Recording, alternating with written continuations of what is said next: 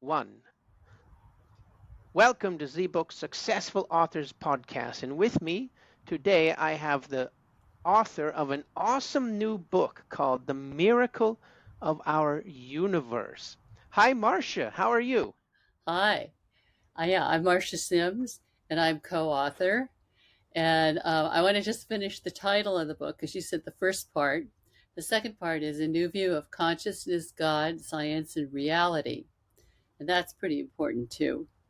And I want to say that I started writing this book with my husband, Bernard Haisch, um, towards the end of the process. He had been working on the book for several years. Unfortunately, he has late stage Parkinson's. So he asked me to finish the book for him, and I was honored to do it. Um, what I did is I did my very best to make the book more understandable to the layman because Bernie, that's his nickname that I call him, is an astrophysicist. So he's very highly skilled and has a PhD. So his three other previous books are more detailed. This one's easier to understand for the layman. So that's good news for all of you. So you can hear about the book. That's um, based on many of the things he wrote about in his other book. He wrote the first one was called The God Theory. Then he wrote The Purpose Guided Universe. And the third one he wrote with Ptolemy Tompkins, Proof of God. And this one, the fourth book, he wrote with me. Mhm. And Bernie and I have been a husband and wife team for 38 years. So I know a lot Awesome. about what's going on in his head. And Yeah, I just you can put his name into YouTube and you get a bunch of wonderful videos. And this was kind of a problem because then I couldn't finish your book. I went down the rabbit hole and said, "Oh wow, it's really really cool stuff." So, where would you like to start? well, I think I'd like to start with Bernie's major quote, which really is his philosophy of life. And I am completely on board with it. Advances are made by answering questions. Discoveries are made by questioning answers. And so that's his basic philosophy for his entire life. Never just accept an answer, question it. That's where you're going to get more information. That's where you're going to get insights. So Hmm. basically, our book is about our view of consciousness, God, science, and reality. And I'd like to say we live in a virtual reality, a cosmic simulation that was created by a vast cosmic consciousness known as God, the creator or the source, you could also say. And we are sparks of God and we co create reality with him or her. And I want to say God's not really a him or a her. Uh, God is really the source. We choose to use the word God because of our upbringing, and we believe society is used to that term. But God is really the source of everything. And Go ahead. sorry, go ahead. Oh, I just want to say we revised a devised a self-consistent model of reality to explain life and its purpose and what it might be like in the afterlife. And Hmm. we use simulation with models of how God and science can coexist. And that's very important.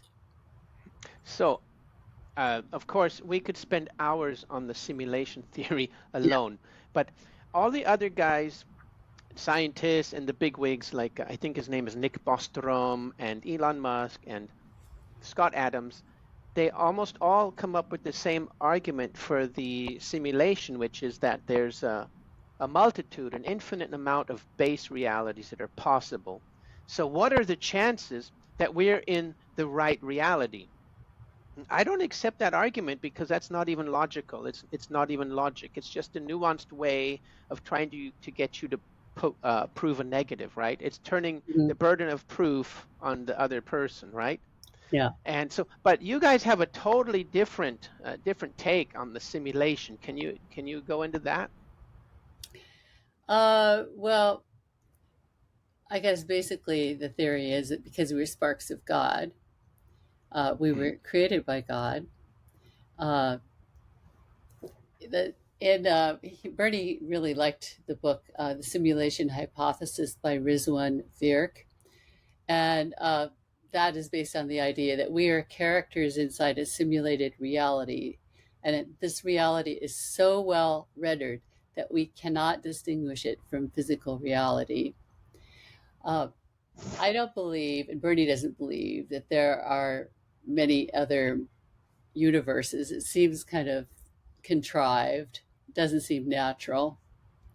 It's more that we're in this reality because we created it with God, if that makes sense. We agreed to Yeah. be here, and we're sparks of God. And resides within each and every one of us, and it's really important to remember that. Well, in your book, you also go through. Is it the what do you call it? Not the Big Bang, but well, maybe the start of it all. How we the simulation is God's consciousness. Right. And Okay, explain that for me, please. So I did get it right. you did get it right. That's right. Okay, okay. So we believe that the entire universe began with the Ein Sof, which is a Kabbalah term for vast nothingness. And for some reason, we're not sure why, the God consciousness fell out of the Ein Sof and came into a different reality. And this consciousness got lonely because what's the point of being almighty and all pervasive if you have nothing to do, no one to interact with? So God created the logos, or the word, and I wanted to say something about the logos because that's really important. It's in John 1:1. The logos Greek word means an expression of a thought. So in the beginning, the Bible says there was the logos, and the logos was with God, and the logos was God. So this logos that God created, it may have been the sound of God. And I talk about that later in the book about the power of music. God created the universe with the energy of love. And it's not just a warm, fuzzy feeling, but actually it's a really powerful force. Love enhances consciousness in a strong emotional expression, creating inspiration and an attraction that is binding. So, this logos is the start of the universe. And then God, using the 0 point energy field, which was also created by God, which is a vast electromagnetic energy, created the Big Bang. And I'm going to just give a quick definition of what the Big Bang is, because some people don't know what it is. But the Big Bang is how astronomers explain the way the universe began. It's the idea that the universe began from a single point and that it exploded and expanded and stretched to grow as large as it is right now. And it's still stretching, sometimes unevenly, but no one knows why it stretches unevenly. And then out of this Big Bang came all the galaxies, solar systems, planets, people, animals, all the living beings here on Earth. And we're all made out of star stuff. That's important to remember. Yeah. Cool. So yeah, go ahead. Sorry. Okay, so did you have any other questions about that? Oh, well, Tons, couple right? thousand, Yeah. couple thousand, but like I said, actually, I wanted to get to the quantum mechanics and the free will stuff, but yeah, but we can stay on the Big Bang for a minute because if this is the start of everything, and we are in God's consciousness, this is the simulation. The typical atheist question before that is, well, where did that come from? What was before that? Do you guys have an answer for that? What was before the Ein Sof? No, we don't. Yes. Yeah. I don't think anybody does, do they? No, I would not be telling you the truth if I said we had an answer for it. We just know that God came out of nothingness Hmm. and that we're part of God's consciousness. Hmm. That we know or that we believe. Yeah. Do you have an And answer where what came before God? no, it's okay. Yeah. Well, I think you mentioned Heisenberg and how he saw atoms and elementary particles, et cetera, et cetera. So that's why I was already getting into the quantum thing.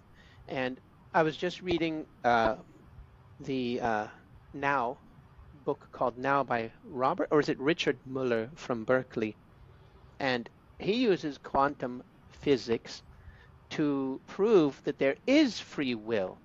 That he says that the actual premise of physics was that it is deterministic, and he says now it's that the premise is false.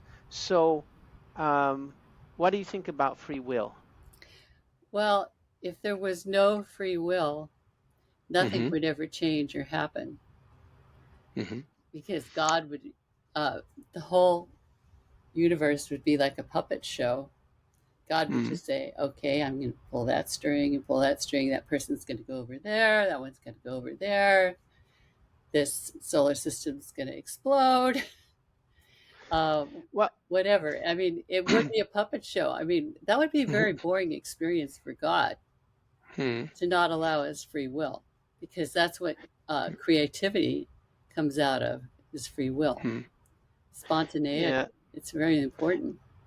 Have you seen this recent experiment where they showed with what it was it with the MRI, the brain scanner, that they can tell the thought before it happens, like microseconds. I'm probably explaining it wrong, but of course, the scientists and physicists have another argument against free will, and that is how is it they put somebody in the brain scanner in the big tube, the CAT scan, and they can they can see the thought before it forms somehow in by the brain scan.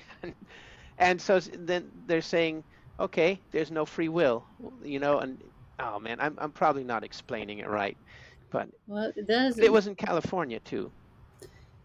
So I'm an opera singer, Mm-hmm. and I explain this to my singing students because I'm a Mm-hmm. voice teacher, piano teacher, and guitar teacher.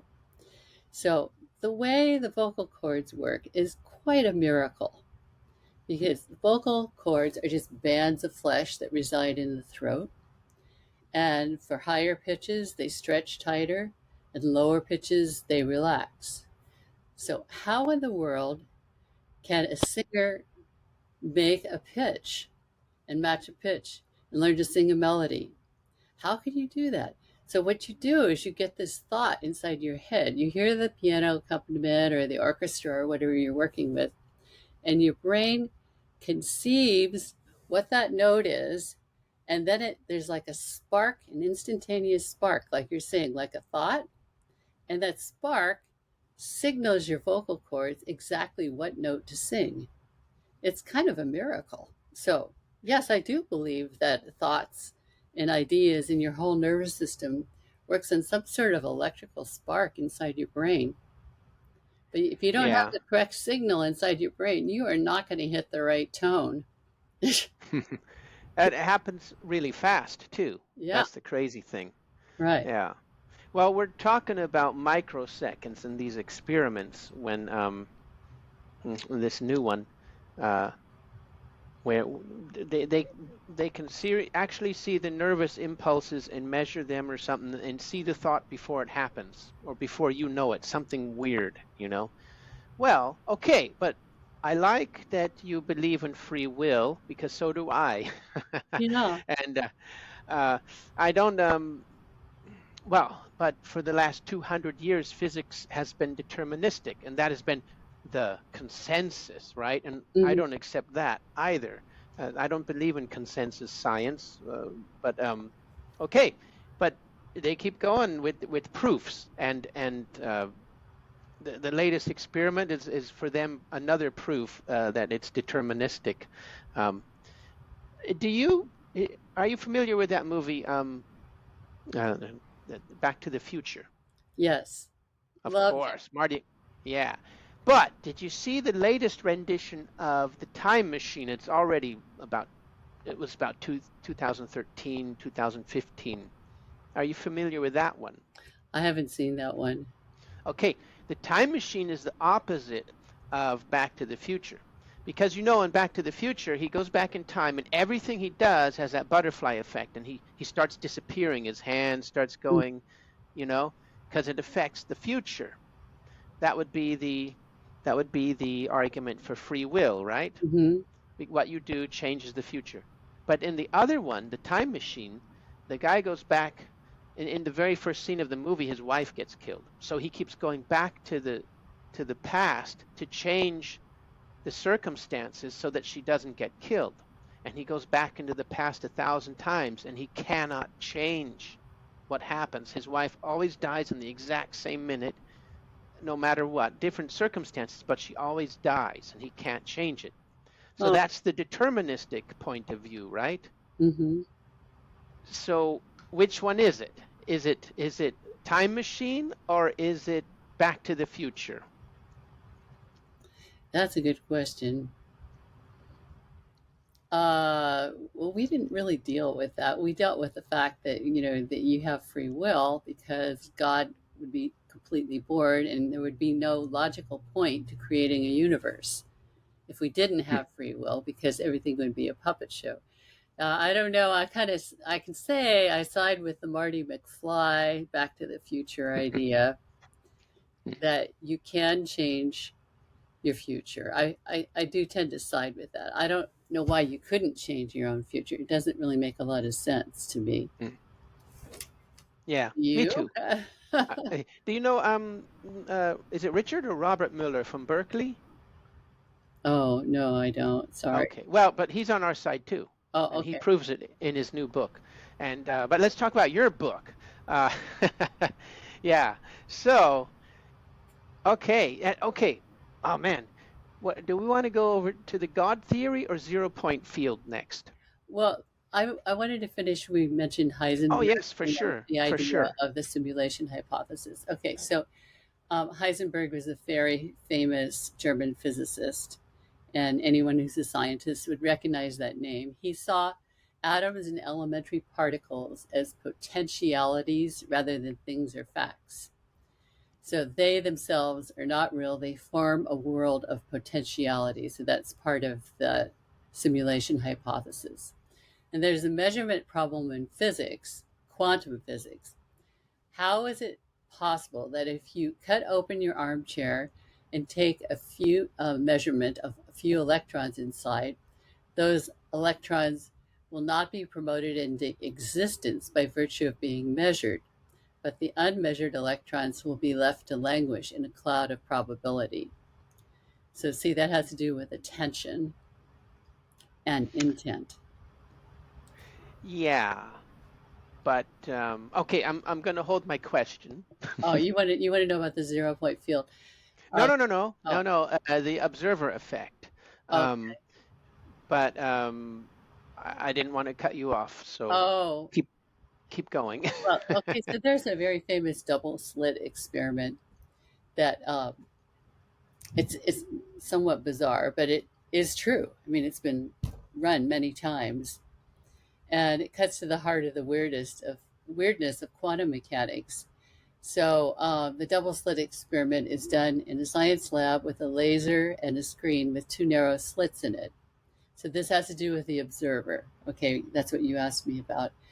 Um, when you cover up one of the, first of all, if you just turn on the light shines through both slits because they're both open. That makes a lot of sense. All right. But as when you cover up one of the slits, as the light passes through the open slit, a pattern will appear on the wall behind it. This pattern is due to the spreading out of light or a process called diffraction. In this case, specifically single slit diffraction. If you have two slits open, the light going through each slit will still undergo diffraction, but in addition, the light beams traveling through two slits will interfere with each other, and then you get a slit interference pattern that is quite different from the single slit interference pattern. So this can be easily explained by picturing light as a wave. However, light is a wave and a photon particle, and that's been proven. So now here's where the weird part happens. When the laser beam has been turned down so low that only one photon at a time reaches the two open slits, you'd expect a single slit pattern, but no, as long as both slits are open, the double slit pattern will build up. So the conventional explanation is that each photon somehow knows that even though it goes through slit A, slit B is open, and vice versa. So it's more like a wave of probability. So it seems that the experimenter's consciousness is somehow at work here to make the slit go through the light to go through one slit versus the other. So that's the role of the observer. Do you believe that? What is that? Oh, well, it's been proven. Because I'm a non-scientist, so Okay. this is the problem. I hate to do this to you because I can only talk about what other scientists said, right? And well, sometimes I have my opinion too, Okay. but with this one, I heard a really good argument against it, but not proof or anything. But Roger Penrose, one of the big wigs of quantum mechanics too.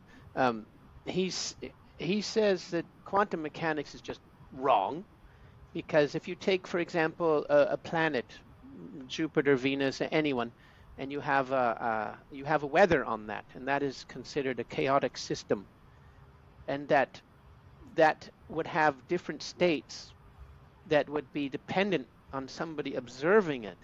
So that means you don't know what the weather is on Venus or Jupiter until somebody observes it. And he just doesn't accept that. He says that's just absurd. So the weather on Venus or Jupiter is dependent on somebody on Earth observing it. And that's just absurd. But and I like that argument because he said, yeah, that does not make sense to me either. And so he didn't offer an explanation for the observer effect.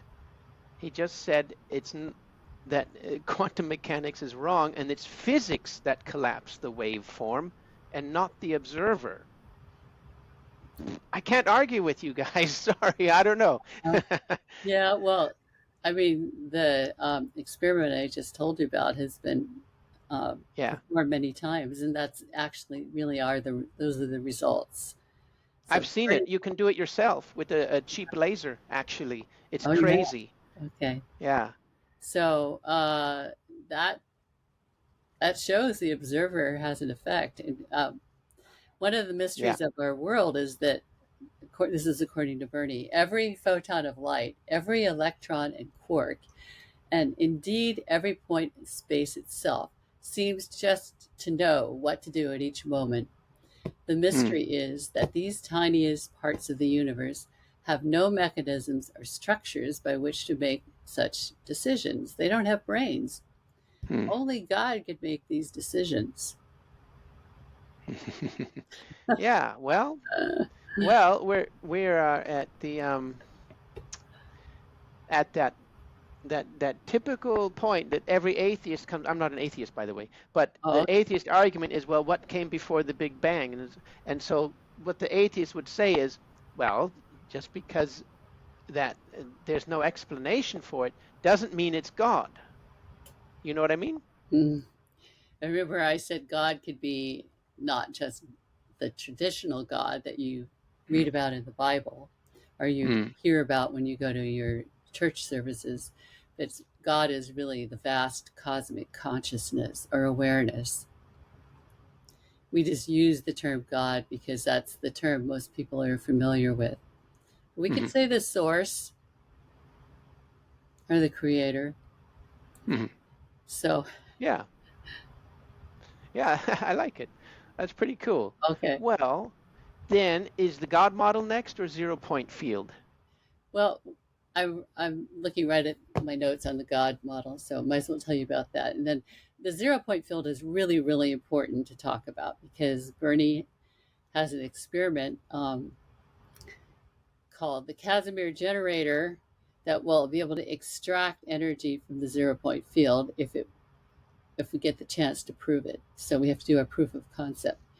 But so the God model really is I actually spoke about it before, but it's that there's an unbounded consciousness we call God or the source or the creator that exists beyond space and time.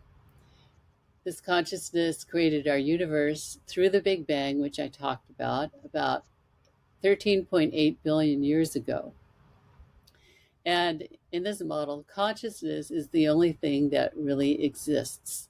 All material things are an illusion, and they're a numerical simulation running in the mind of God.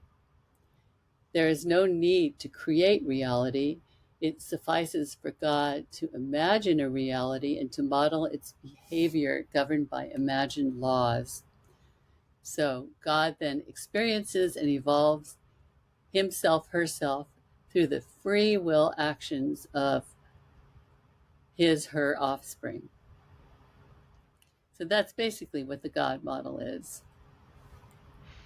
Sounds like, well, that's the simulation too, isn't it? It is. That's a Yeah. very important part. Hmm. I got to the 0 point field in your book and no farther. So maybe I found it hard to understand what is the 0 point field. Okay. Yeah. It took me a while too, because I believe I said up front, I'm not a scientist. I am more of the administrator and the co author of this book. My history working with scientists is that I organized them. Lockheed Hmm. Palo Alto Research Laboratories and also the Society for Scientific Exploration. So I know science a lot by being around it, but my degree, I'm a master's in music. So the music and science go together really well because music, the power of music is based on math, and so is science. Anyway, so the 0 point field with its attendant 0 point energy is broadly recognized as a vast field of electromagnetic energy. It's also known as the quantum vacuum field. And this field represents the underlying energy that is everywhere in the universe, even where there is nothing but vacuum. The ZPE, 0 point energy, is composed of a combination of every frequency or wavelength that exists. Some are long and others short. It's perfectly random. The ZPF 0 point field is an infinite source of energy, and it was already known to Einstein and Max Planck. And Bernie and the company that we created, I'm actually the CEO of the company. It's called Jovion, Jovion. We have a website, jovion.com, jovion.com. So we believe that the ZPF can be tapped in a way that would provide humanity with an endless supply of totally clean energy uh, without violating the second law of thermodynamics. Our process has nothing to do with heat, it's electromagnetic. So there is a Casimir force, this has been proven also, that happens when two parallel metal plates are pushed together by an overpressure of the ZPE from the outside of the plates. The Casimir cavity can be created that takes advantage of this force. So Bernie believes the ZPF can be manipulated through the use of nano-sized Casimir cavities by squeezing out photon energy. The electron orbitals of an atom spiral down inside the cavity and photons are emitted. The process then sends the photons through a photovoltaic cell and electricity will be generated. So the ZPF acts as a kind of catalyst. So I just already told you about Jovian Corporation, and we have a design. It's not implemented because we still have to do our proof of concept, but an Hmm. idea of creating a device called the Casimir generator, and it's already patented. And Bernie Haisch and Garrett Modell founded this company, Jovian, that I spoke of. I'm the CEO, and Hugo Trux is the president. And we have this scientific invention that is game changing because of the revolutionary clean energy technology, which would combat climate change. It doesn't require any fossil fuels or nuclear fuel, and it emits no waste, carbon, or harmful byproducts. So here's the connection of the 0 point energy to our book, The Miracle of Our Universe. The ZPE can be seen as an expression or a thought of God. We believe God created the ZPE to use as a tool to create the rest of the universe because it's the underlying electromagnetic field of the universe. I do want to say that New Age beliefs sometimes misinterpret the ZPE as being God. And we think this is going too far, but it's possible that the ZPE is one of the foundations of virtual reality and the reality that we experience. This is the fabric of the matrix. The fabric of the matrix in the New Testament. Remember, I spoke earlier about the beginning was the Logos or the Word, Logos. and the Yeah. Word was with God, and the Word was God. It is thus reasonable to consider that the 0 point field and the Logos are one. Mm-hmm. So when is your launch? I want to see this generator, this Casimir generator. Oh, yeah. Well, we're currently looking for funding, and we've had a number of experiments that showed that there are tantalizing results that energy is being released, but we ran out of funding right when we were really looking for enough money to get the correct Casimir cavity. So the experiment hasn't had the proper tools to really formally be tested so that we can have the proof of concept. The proof of concept means it proves that the theory works.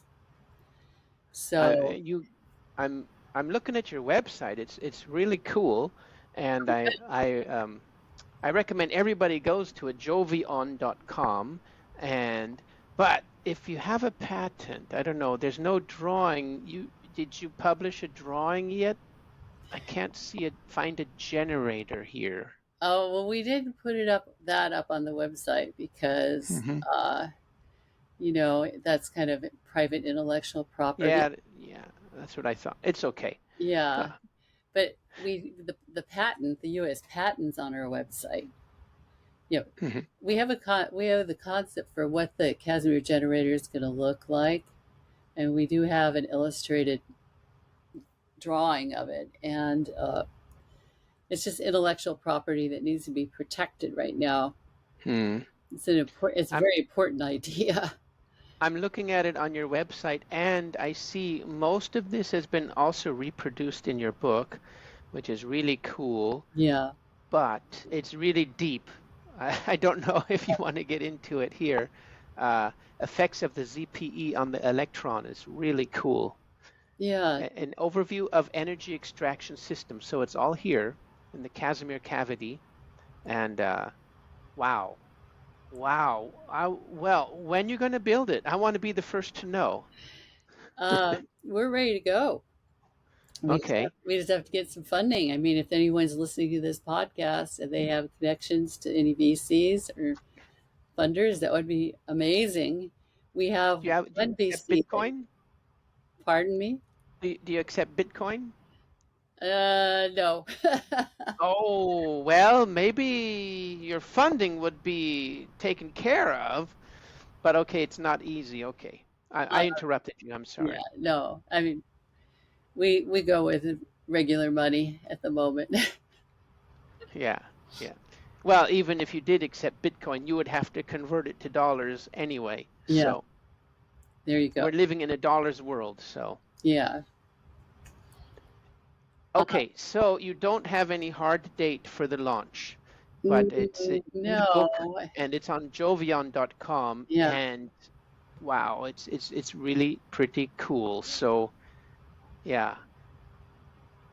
Okay. Then we okay, 0 point field, Casimir generator, the God model. What comes after that? Uh, well, do you want to talk about um, power of music? Yes, of course. Okay, That's your forte. it is. Yeah. Okay. Well, we spoke earlier about all of our reality being mathematical algorithms inside the mind of God. So Einstein also agreed with that. He said, "How is it possible that mathematics fits so excellently with the objects of physical reality?" So now, how does that tie up with music? So this idea goes back to Plato and Pythagoras, who believed that in addition to the physical world we perceive, there is a real world of mathematical forms. So mathematical concepts like pi, the ratio of the circumference of a circle to its diameter, or the speed of light at 186,000 miles per second, those all tie into the mathematical forms. So music is closely tied to mathematics through harmonics. Johann Sebastian Bach, the father of modern music, devised a system of tuning that is based on mathematics. In his system, the 12 notes of the octaves of the standard keyboard are tuned in such a way that it's possible to play music in all major or minor keys without sounding perceptibly out of tune, because each step is the 12th root of 2, 12 half steps in an octave. Other aspects of music, such as rhythm, time signature, and other notations, are also mathematical. So, this mathematical nature of music makes me wonder whether God uses music as a mathematical expression through sound. Or is it possible that music is mathematical because the universe was designed by a pure mathematician? I believe, and I think many people will agree with me, music has the greatest influence on us of anything else abstract in the world. It undergirds all of society. I think it's impossible to get away from music because it's pervasive around the planet, even though it takes various forms, from Muslim calls to prayer to classical symphonies to operas and masses to rock and pop and rap. So there's a hymn that claims all nature sings and round me rings the music of the spheres. So perhaps music, by its mathematical nature, is a universal expression for civilization and God. And I'll tell you, when I'm teaching my students, because I firmly believe in the effects of music and how it could really uplift the human spirit. It's great therapy. When I'm teaching my students, they come out of their lessons a lot happier. And I tell my students, if you feel sad or down, just go and practice your instrument. It's going to make you feel Yeah, more cheerful. yeah, yeah. So that's a deep field too. There's a lot of neuroscience going on there, Yeah. and how music rewires your brain. They've they've done all sorts of research with that. But I'd like to get back to the part where the universe must have been created by a mathematician, and music is the how you see that, well, hear that, right? It's the voice. The music is the voice of God. Is what I believe.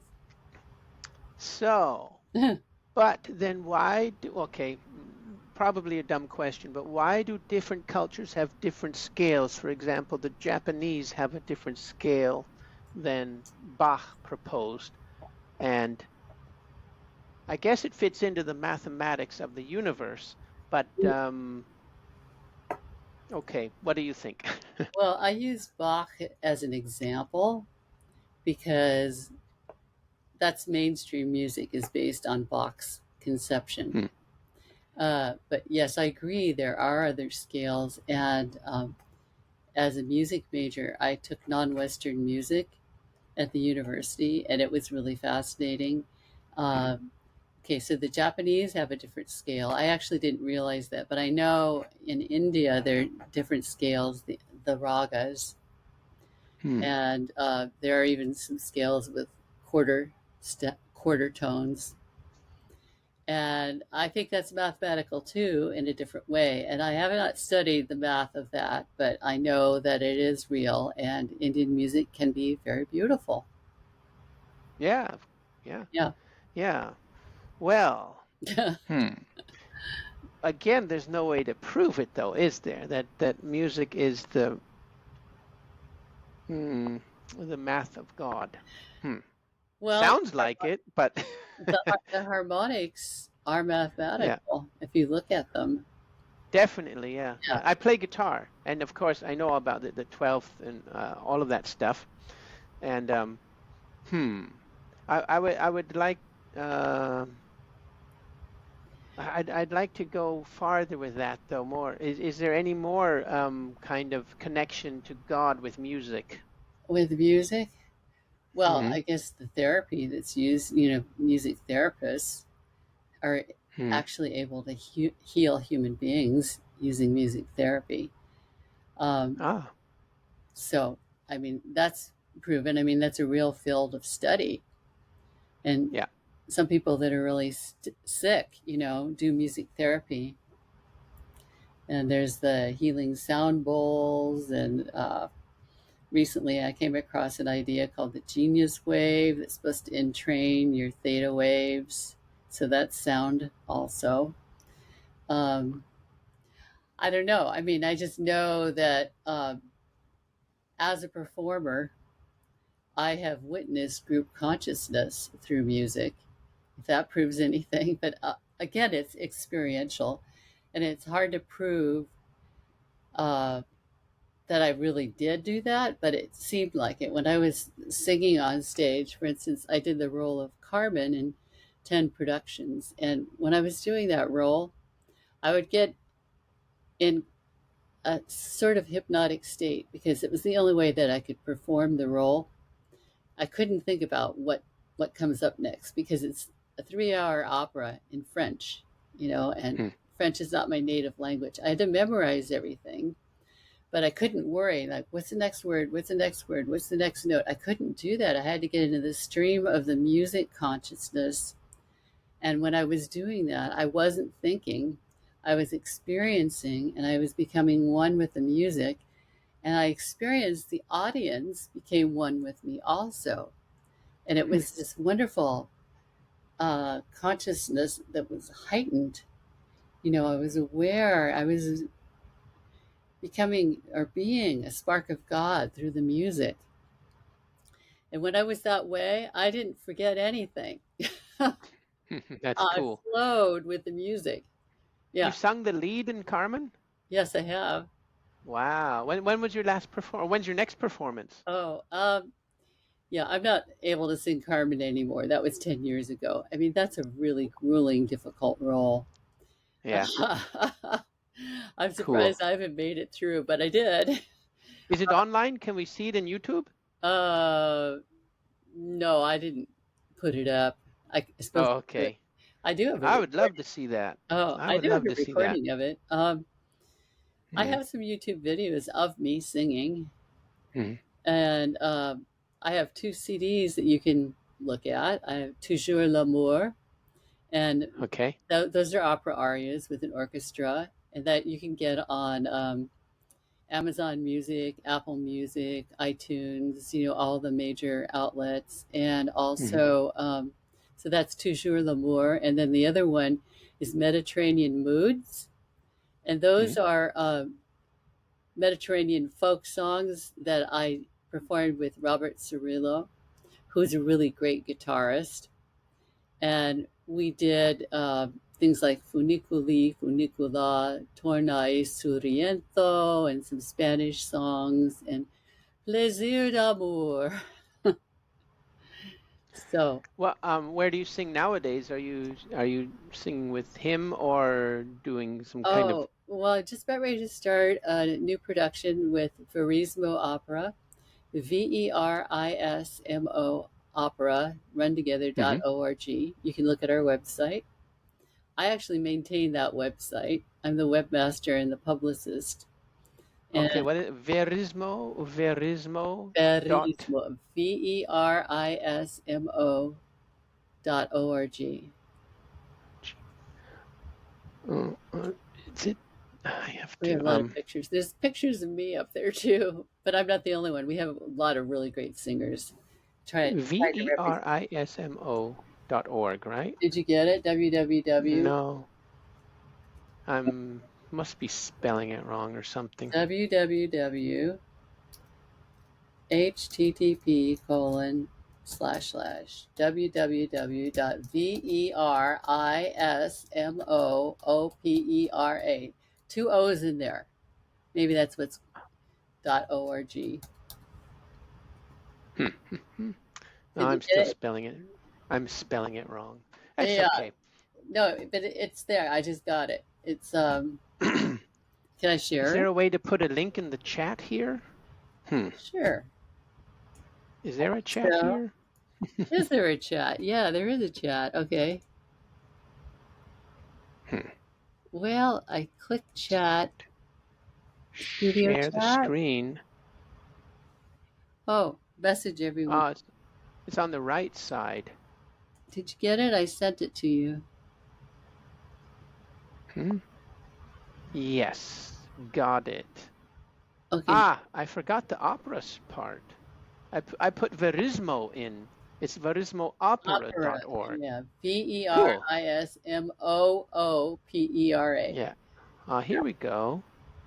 Where are you? Or is that you with a wig on? I don't recognize you. Me with a wig on. Where am I in these pictures? Oh, these are other singers. I'm actually the La Traviata photos. So go Uh-huh. down first row.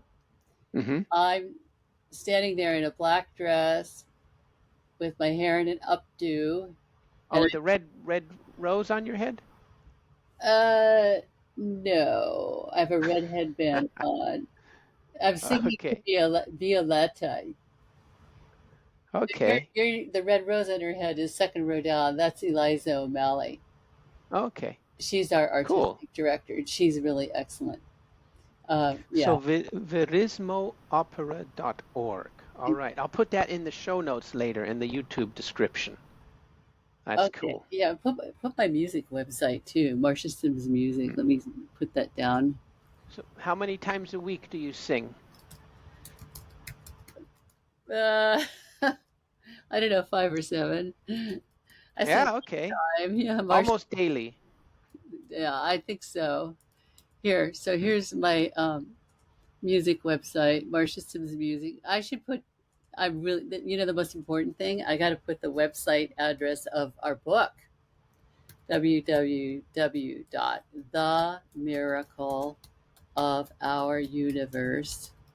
www.themiracleofouruniverse.com.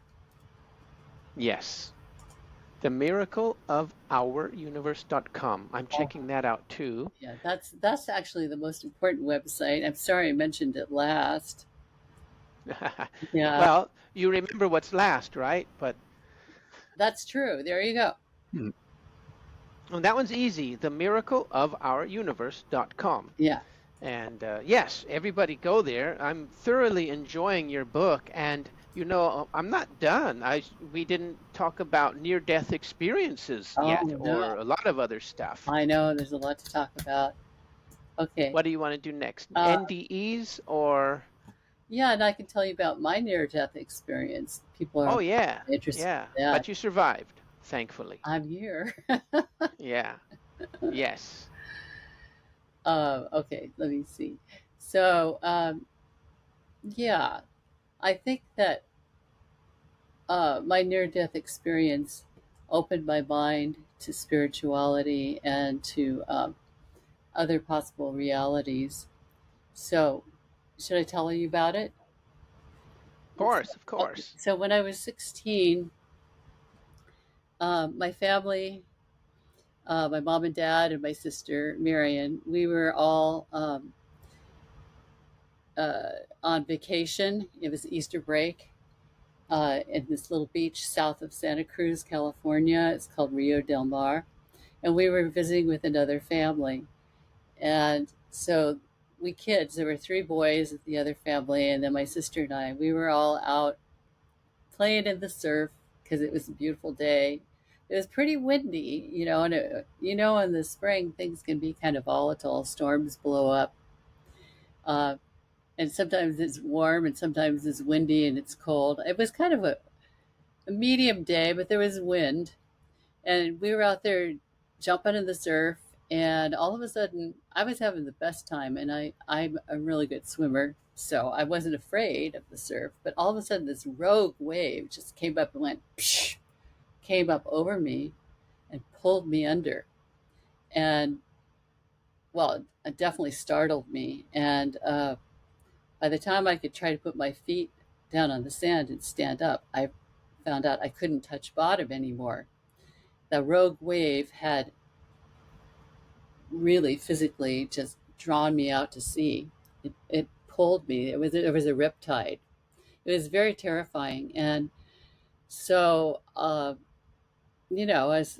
you can imagine, I got started screaming and yelling for help. It was very scary. But I'm a good swimmer, and I figured, oh, I can be okay. Just got to keep on hanging on here. But the shore kept getting further and further away, and the people on it got smaller and smaller. And as this happened, I started to get colder and colder, and I kind of relaxed into this other reality between the physical world that I was used to and this other reality where my ancestors came to me and reached out their hands to me, and they spoke to me. And I was like on the other side of a veil, a different dimension. And I saw my ancestors, and they spoke to me, Marsha, don't be scared. Don't be afraid. We're going to help you. We're going to help you out of this. Just we're going to keep you afloat here in the water until help comes along. And they took their hands and they interlaced them like this, all under me. And it was actually amazing. It lifted me up, floated me in the water, and I didn't have to really even swim. All I had to do was just put my head back and float. Were you conscious at this point, or you don't know? I think I was conscious, but I was conscious of another reality. Were And they relatives that you have never met before? Like uh, from, yeah, there were. Well, the ones that I wow. knew, my grandmother Sims, and I believe my grandfather Sims was there, although I'd never met him, but he was with my grandmother. And then on my mother's side, the Michaelises, they were there. But they all kind of seemed like to be like I was part of them, I felt like I was part of them, genetically, I am. I was. We're all part of our ancestors. And so they had a lot at stake in keeping me afloat there because I was the expression of who they had been, and I was carrying on their genes and their consciousness or their awareness, in the current physical reality. So I think that's why they came to my rescue. I think that, Cool. yeah, I think that our ancestors have a lot at stake in us. Anyway, so they said just relax and just float, and help come for you. And so I was floating there in this sea of love and light, and it was actually really quite beautiful. It was very euphoric. And then before long, like they had told me, the surfer paddled out on the surfboard and helped me up onto the surfboard. He said, just climb on up. I'll get you out of here. And he did. He Cool. turned himself perpendicular to the riptide and came out and went around, circled around, and brought me back to shore. In the meantime, my father had tried to rescue me, and he got caught in the riptide, and he went the opposite direction. So I went that way, and he went that way. A second surfer came and got him and Ah, brought him in. So we were both wow. rescued by our ancestors. Yeah. Yeah, And surfers. yeah, that's super cool. Cool. That And was really something. and and where was that? Rio del what? Rio Del Rio Mar. Rio del Mar. Yeah. Haven't been there. Hmm. So yes, Wow. so since that time, it really opened my awareness to more than the physical reality that we live in right now. I can sense things going on other planes, the other side. The veil got slightly pulled back. And I've been able to see who I am or who I was. One time when I was in a high fever, I was around 18. I sat up in the lotus position and I didn't even know what it was at the time. I found out later. And I had a high fever, and I know that I went through 32 past lives. I don't Wow. remember specifically all of them, but the more recent ones I do remember, and I've researched. 32. How did you come on 32? I don't know. I really don't know. It's just that number went into my head, and I can't prove it. It's a Yeah. number Yeah. that sticks in my head. And So you have a whole chapter dedicated to near-death experiences in your book here. I do. Yeah, there's some really great stories and about reincarnation. So Hmm. Professor Ian Stevenson, Bernie and I were friends with him when he was alive. He was a member of the Society for Scientific Exploration. I mentioned that group earlier. That was one of Hmm. the ways that I organized scientists. I ran the journal for 10 years, the Journal of Scientific Exploration. So we knew Professor Ian Stevenson from the University of Virginia, and he's known for studying around 3,000 cases of children who claim to remember past lives. So there's some really interesting stories that deal with that. And then there's the interesting story of Aben Alexander, who was a skeptical neurosurgeon who wrote about his journey into the afterlife in his book, Proof of Heaven. He experienced a near death experience during an infection of E. coli, and he was in a coma for 8 days, and it was perceived that he was dead. But he came back to tell his story, and his book is amazing. And then I was going to tell you about the reincarnation part that we discussed in our book. And one of the cases that was really interesting was studied by Professor Ian Stevenson's protege, Dr. James Tucker. And he did research on the case of James Leninger. So, starting at the age of 2 or 3, Leninger started remembering the past life of James Houston, who was an American pilot who'd been shot down during World War II by the Japanese in the Pacific Ocean. So he had really detailed memories of an American aircraft carrier, the first and last names of people on the ship, the location of the attack that killed him, and the nature of the hit that brought down his plane. And all the details were later confirmed to be accurate.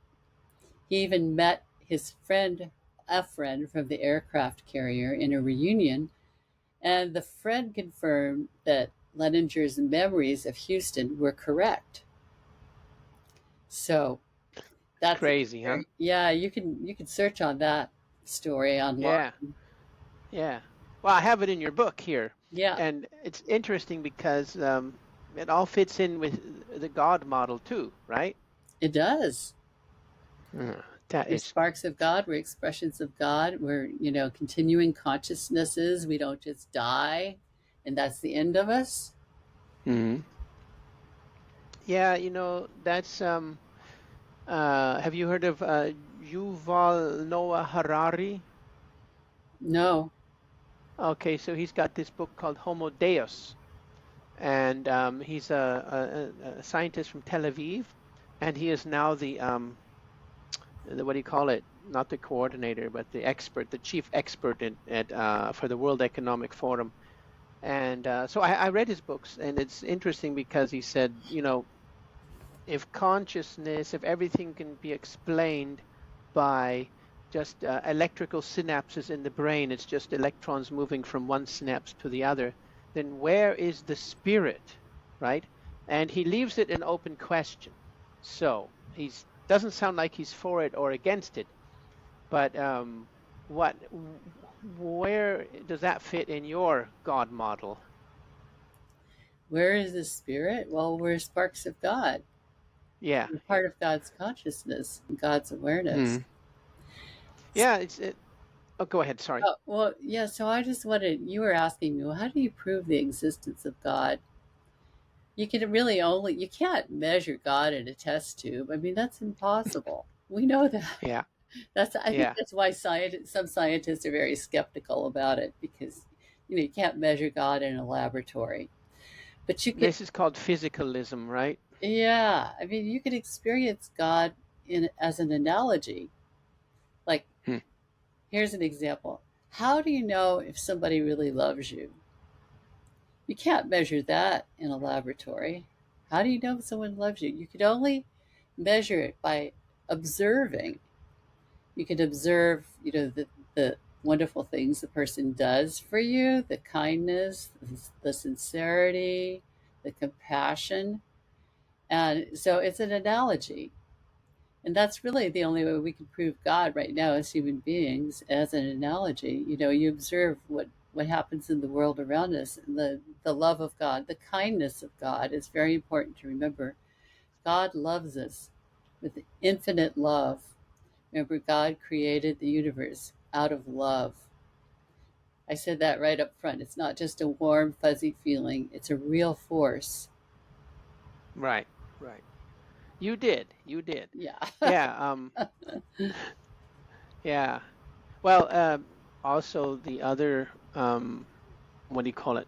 I don't want to, not matrix, the simulation theorists Yeah. also say, well, if you're in the theory, in the simulation, you cannot see out of it, but there could be some remnants or proof. So, for example, well, not remnants, but irregularities, where if it's rendered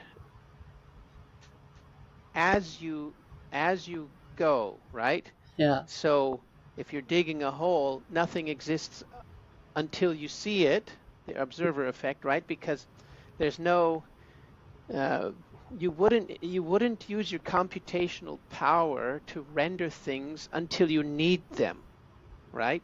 So this is the kind of the geeky, Silicon Valley interpretation where you're thinking everything is a computer simulation, Hmm. right? And when you go that route, though, you can really poke a bunch of holes in it because, uh, well, we don't have any computers that could render a simulation for us right now. So then, well, We who's do. running the simulation then? We What? do actually when you think of animation, Right, current right. animation. Yeah.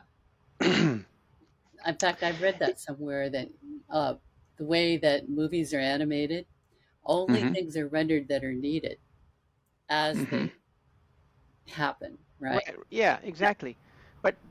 But then I keep coming back to this virtual reality thing where you have the thing on your face. At some point, you have to get up and go to the bathroom, right? And so then your simulation's over. Well, so the story that I told you about my near death experience, I did get out of the simulation. Remember, I told Mm. you about it, Yeah, and I saw yeah. the other side. So you can get out of the simulation if you have a near death experience. Hmm. So stories of near death experiences are really very enlightening. Hmm. But I don't want to have one just to see the other Yeah. side, you know? No, I know, but I think that's the only way you can get out of the simulation currently if you want to be able Um, to come back. yeah, yeah. We were talking off camera about Scott Adams. He lives in your area there. You never met him, but No. he says he's a simulation. He's big. He is convinced that we're living in a simulation. Hmm. And he also says affirmations are the way you talk to it or your operating system or the operating system. They're not in your book, but do you have an opinion on affirmations? Uh, well, I have to say that I've attended Unity Church for many years. I really, really love that philosophy.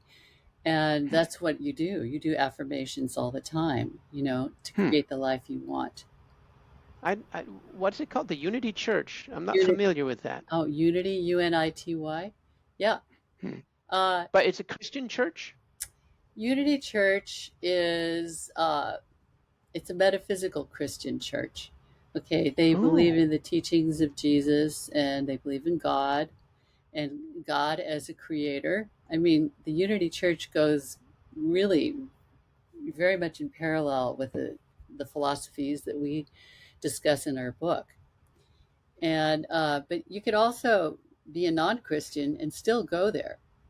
You could be a hmm, hmm. Buddhist, you could be Jewish. In fact, there are Buddhist and Jewish people that go there. Um, Interesting. yeah, because it's Is this a more. California thing? No, it comes from Missouri. Oh, Yeah, Kansas interesting. City, Missouri. There's Unity Village. Wow. Uh, I'm going to look that up. That's interesting. yeah. Oh, yeah. I think I should publicize Unity Church. It's a really beautiful spirituality.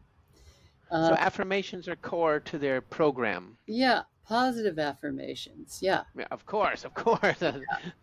Well, That you can goes have without saying. negative ones too, and then you can draw negativity towards yourself. So you don't want to do that. You want to you know create the life you want by affirmations. So Yeah, well, unfortunately, some people don't know that and are sabotaging themselves. And but I've always been into that for a long time. I've never let negative thoughts into my brain. I've always controlled what goes in music, internet, thoughts, whatever, because you can control your thoughts, so you must, right? that's right. But but anyway, yeah. Mm. When I was young, I was incredibly positive. You might not have liked me, but Probably would have. yeah, well, yeah. Sometimes though, too much positivity puts some people off. Sometimes, they just can't believe it. So too Yeah. bad for them. Well, I think I'm a pretty positive person too, so some people don't Yeah, take me seriously either. yeah. Yeah. I don't have any cool examples of affirmations that have worked for me though. So I don't know. I'm going to check out the Unity Church. Is there a formula for them? A formula. Well, no, there's just you read their books, go to the services. Formula. There could be. I mean, we could look at their website and see what it Mm, says. But I mean, that's mm, basically a lot of the services, deal with positive affirmations and, mm, looking at the bright side of things and mm. trying to create a positive reality for yourself. Your life is what you create. That's a very important part of the philosophy, I think. Yeah. No, I'm way into it. Uh, I've seen many different versions of affirmations, but I want to get back to your book, and you have this chapter called "The Hard Problem of Consciousness." Can you tell me about that one? The hard problem of consciousness. Yes. Chapter 8, The Hard Problem of Oh, Consciousness. I need. All matter originates and exists only by virtue of a force. We Yeah. must assume behind this force the existence of a conscious and intelligent mind. And this mind is the matrix of all matter, Max Planck. So that's how you start the chapter. Okay. Well, it's the hard problem of consciousness is how do you believe in its existence, right? Is that what you're getting at? So, Yes, because you end up like the snake eating his own tail at some point. You know what I mean? yeah. Yeah, well, I don't know if I totally have an answer for it because the most important thing to know is to what is your experience? You know that you are.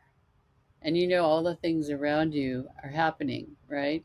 Like right now, I know I'm waving my hands in front of the camera. Um, so I don't really actually know what else to say about that than what I've already said. It's just, how do you know who you are and how are you aware? I mean, you just are. And it's kind of hard to Yeah, prove. Maybe that's what you're getting at. That's the hard problem, is how do you prove that you are conscious? yeah, yeah. Um, there's a point when every argument goes into the absurd. So, for example, when uh, the moon theory, the moon conspiracy people, right? They um, they say, well, there's no proof that we were on the moon. I said, yeah, but there's a reflector on the moon right now, and there's a scientist in California that measures it like once a week or something. Well, have you seen the reflector? Right? No, no, I personally haven't. So all you know is what you've seen in internet or TV or whatever, you know? Hmm. And it gets to be absurd because, well, at some point you have to suspend belief or disbelief, because when you're talking on the phone, how do you know it's your mom and your dad? It could be an AI voice, right? Now it could, It but could in the it could past, be, yeah. right? So these conspiracy theorists, there's always a question behind the question where you go, you know what? It's sometime you just have to say that's my dad on the phone, okay? You know, but I guess you can doubt anything, and at some point you just say, okay, that's absurd, and yeah, I guess that's what I was getting to. What do you do when you get to that point? Do you have an argument for that, or just say, dude, you're absurd now? I, You know, yeah, what do you? you have to take what's logical, you know? Yeah. I mean, it's like when we're faced with scams. I mean, there's so many scams going around in the world. Is this logical what that person's saying? Does that go along with the experience I've had? You have to go with your Mm. experiences too, right? I mean, that's why we Yeah, come yeah. here. We come here to be eyes for God, Hmm. create experiences for God. We're the eyes and ears Yeah, I like of that. God. And, you know, Yeah. if something doesn't jive with what we've experienced, then we have to go, this is absurd, it's illogical, and I'm not going to believe it. That's what I do whenever I'm Hmm. trying to decide if something's real or not. I mean, you can search on the Hmm. internet, is there a scam for this? But, you know, Hmm. there's probably somebody's going to say it's a scam anyway. Yeah, yeah, yeah. Yeah, you have to trust Well, what you know. if you get back to the moon Yeah, conspiracies, they have to deny and disregard and willfully be blind to all of the eyewitnesses, like Buzz Aldrin. And one of my favorite ones with that is uh, with a conspiracy like that, you could always flip it and say, well, what did the enemy say? So yeah, most people don't know, but Neil Armstrong was invited to the Soviet Union in 1969 or 70, and they celebrated him as a hero. So now, if they were never on the moon, then why would the entire Soviet bloc celebrate the guy, invite him to Moscow and celebrate him? I think they even had a parade for him, just like in America. But wow. yeah, yeah. So then your a conspiracy theory just blows up, because then you have to make exponential lies to cover the lies or whatever, you know. Mm. And yeah, so however, with our simulation, there's always that question. They can always pose the questions. Oh, well, you still, I want hard proof. You know, the physicalists, you know, if it can't be done in a laboratory, then it doesn't exist. And, you know, I don't have an answer for that, you know, except read your book, Yeah, read Marsha's and Bernie's book, you know. there you go. Yeah, yeah. Okay, if you don't mind, um, you want to do the blitz round where I ask you a bunch of questions? Okay, can I hold up the book? Yeah, of course. Of course you can hold up the book. Of course. It's Except if we're going to do the blitz round, they're not actually part of the book. oh, These are the okay. grab bags, you know? Grab bags. Okay, I didn't Okay. answer all of those questions. I wasn't sure what to answer, but go ahead. No, no, no. Yeah. It's just a guideline, just a Okay. guideline. So, actually, okay, who is your favorite author? Well, I put down Bernie Haisch. Yeah. Yeah. Okay, but what's your favorite book then? uh, okay, so well, I really like The Biology of Belief by Bruce Lipton because um, it talks about how mind can interact with your health, and that's a really and it is possible to have miraculous healings. So that book gave me hope, especially with regards to Bernie's illness. Bernie has Parkinson's, but unfortunately, I don't know if Bruce Lipton's book is going to help him. But I mean, it's a very real illness physically. Um, Mhm. but my favorite book, other than that, I like mysteries. Like I have to say, I really like The Da Vinci Code by Dan Brown, and I Hmm. really like The Lincoln Lawyer by Michael Connolly. And Oh, I haven't heard that one. That's about the Lincoln Lawyer, right? The Lincoln Lawyer, yeah. There's a series now on Netflix. Oh, It's really okay. great series. Yeah, the acting Oh, is great so tip. good. I'm But going to look at that. yeah, The Lincoln Lawyer, and I like Bernie's book, The God Theory. I mentioned him Hmm. as my favorite author. Well, he's my favorite. He's my Yeah. favorite husband. Yeah, I think there's a video on that on YouTube too. is there? Yeah, Bernard Haisch. Just put it in YouTube. Yeah, Oh yeah, got hours of fun there. yeah. Yeah, There's He's got a lot of scientific videos, yeah. etc. I also like Eckhart Tolle's A New Earth. Super famous, super Yeah, popular. Yeah, yeah. yeah. I like that. Yeah. There are Okay. many other books, but I mean, those are kind of like the top of what I would think. Those are some Yeah, great tips, though. I'm going to yeah. get them all. By the way, thank you for your reader's copy of your book. I highly appreciate it. Oh, you're welcome.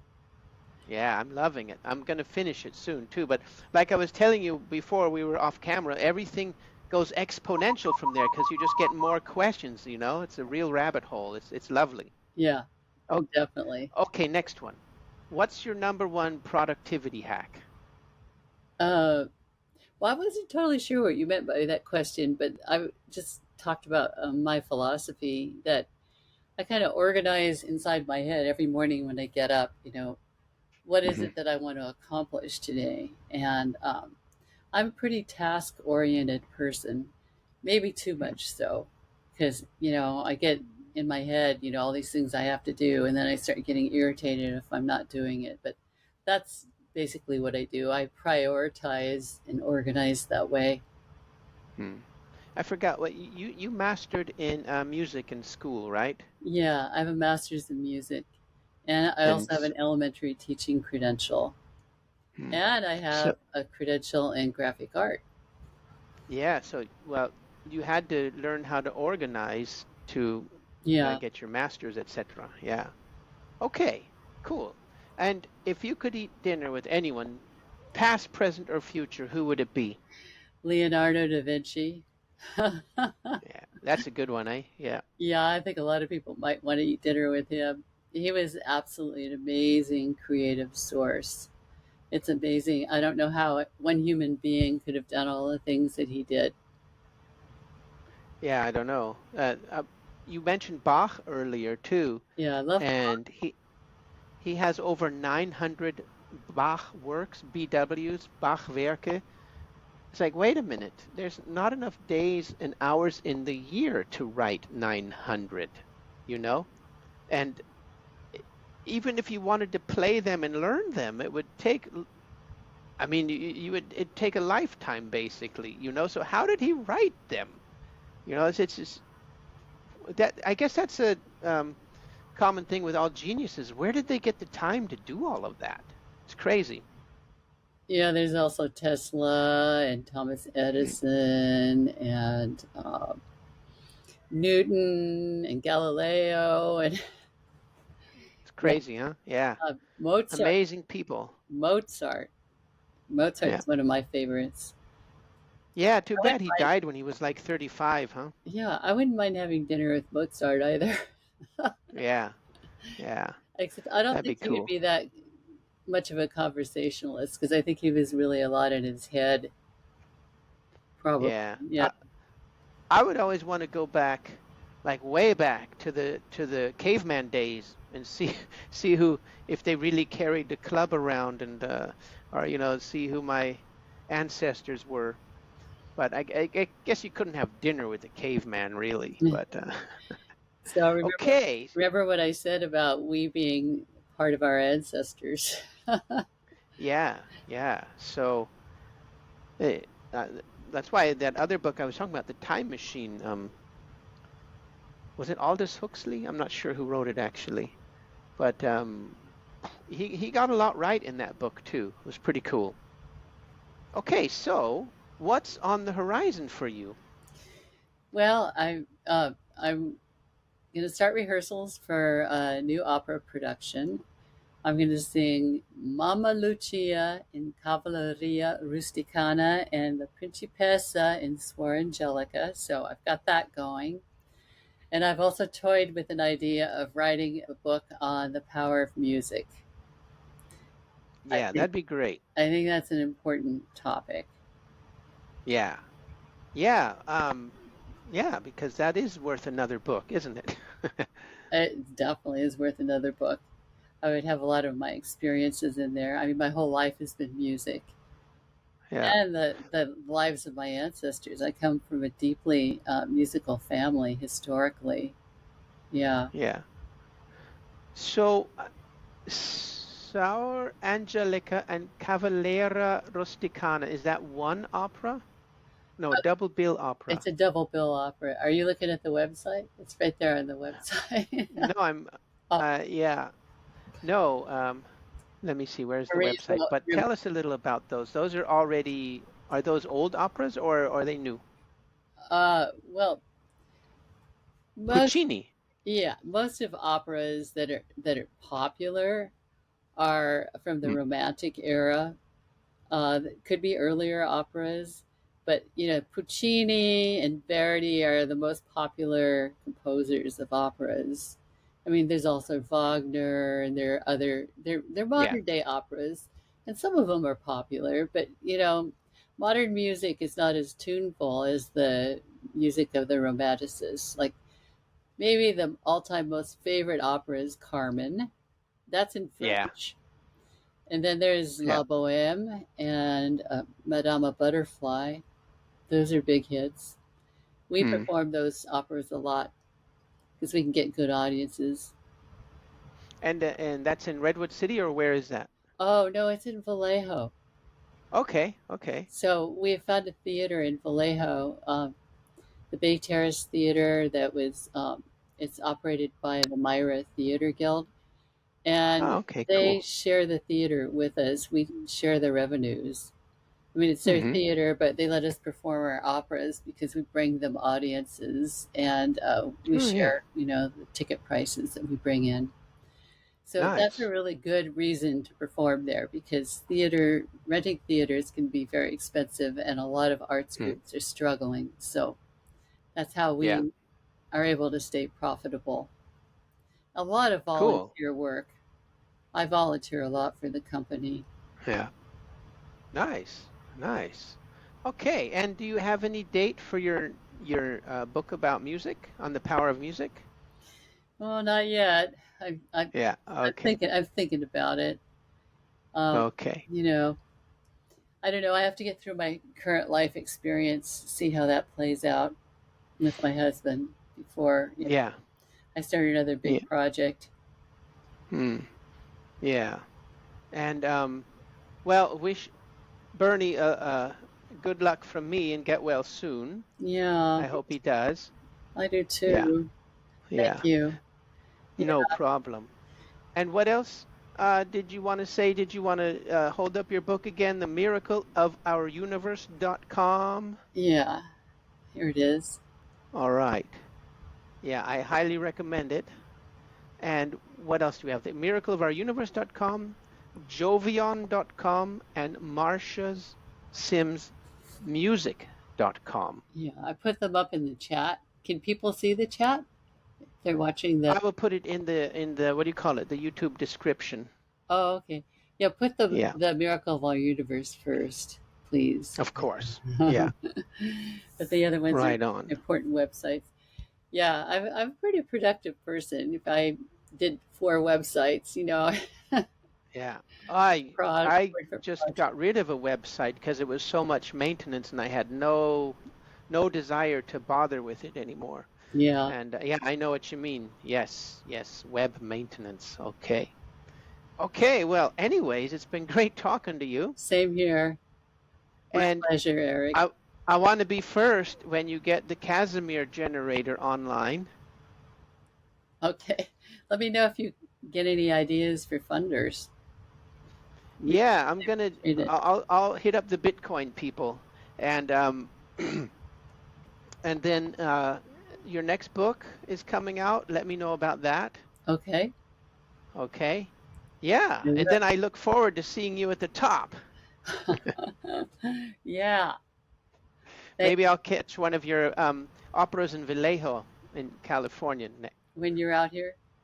Yeah, I'm Yeah. thinking of coming in April, so that'd be April cool. 5th, 6th, 12th, and 13th, and March 29th. Yeah. Okay, I'll put it on my calendar. That would be delightful. Do you like opera? I don't know. Wagner is too long. They're like 4 hours. Wagner's The Phantom of the Opera, I would have been up for that. I never made it though. So I would like to try it. Yeah. So these are 2 short operas. And if it gets to be too much, you can just see the first one and go. Yeah. But they're All right. short. Yeah, they're short. It's Cool. nice, friendly venue. Well, I'm going to try to check you out in April then. I'm And you coming get out. So, snacks and beverages there. So, yeah. how far is Vallejo from Redwood City? Oh, it's about an hour. It's a long Well, drive. it's okay. But for free Well, theater, it's worth it. that's normal for Americans and Californians to drive for an hour. That's Yeah. normal. Yeah. California is a big state. Yeah. Yeah. Well, it's been lovely talking to you. Same So here. everybody go get her book Thank and yeah, and let me know when your next book is launching and then I'll see you next time. you. Okay. All right, Eric. Okay. Bye, everyone.